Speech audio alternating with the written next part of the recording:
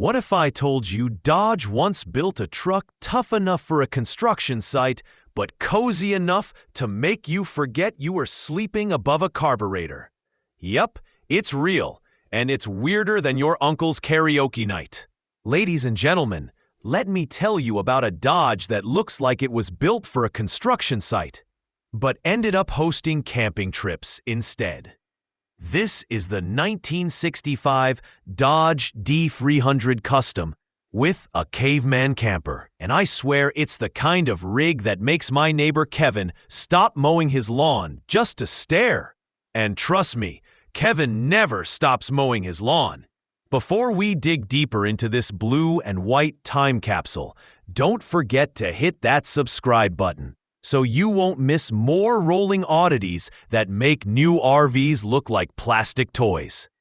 Now, under the hood sits a 318 cubic inch V8, 5.2 liters, paired with a 4-speed manual transmission. Power goes to the rear dually axle, which makes me believe Dodge wanted you to haul either the camper or the entire neighborhood. Dual fuel tanks, dual batteries, and aftermarket horns make it feel like a truck that could outlast most of my friends' marriages.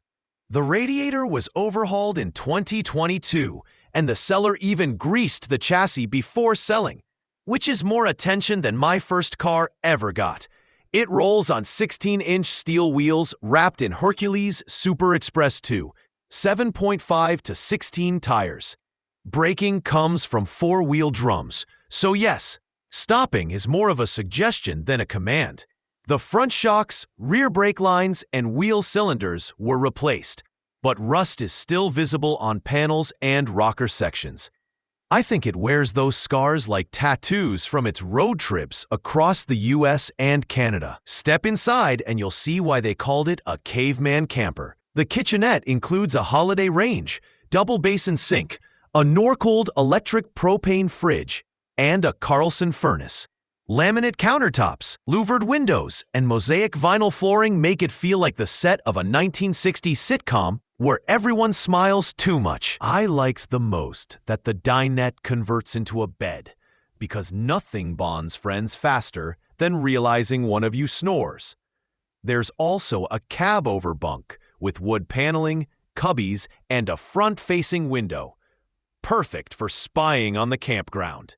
The forward section has a water closet, wardrobe, and even the fire extinguisher, probably installed after someone tried to cook bacon at 2 a.m.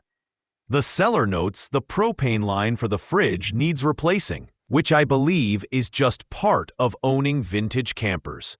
Something always needs fixing, usually when you're miles from a hardware store. This beauty sold for around $12,000, 11,300 euros, and considering it still has working AC in the cab, that's cheaper than the average hotel bill after a week of traveling. Sure, the cab heater doesn't work, but if you've got a Carlson furnace in the camper, who cares? And remember, folks, if you want us to keep finding gems like this instead of me eating instant noodles for the rest of the month, you can become a sponsor of our channel for just $1. That's less than Kevin's lawnmower gas, and the link is right under the video.